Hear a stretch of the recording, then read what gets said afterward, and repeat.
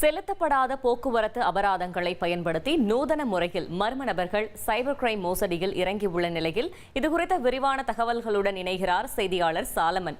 சாலமன், வணக்கம். இந்த சம்பவம் தொடர்பான முழு தகவல்களை சொல்லுங்க.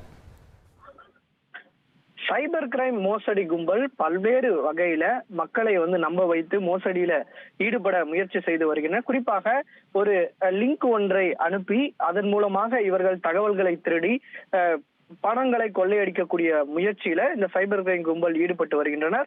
அந்த வகையில தற்போது அபராதம், அதாவது போக்குவரத்து போலீசார் விதிக்கக்கூடிய அபராத செலான்கள் 7,000 ரூபாய்க்கு குறைவாக இருந்தால் அதனை ரத்து செய்வதற்காக ஒரு ஆப்பை தமிழக அரசு வெளியிட்டிருப்பதாக கூறி ஒரு மோசடி செய்யக்கூடிய செயல்ல தற்போது சைபர் கிரைம் போலீசார் ஈடுபட்டு வருகின்றனர். குறிப்பாக ஒரு லிங்க், அதாவது தமிழக அரசு அனுப்பிய லிங்கை போல ஒரு லிங்கை பரப்ப விடுகின்றனர்.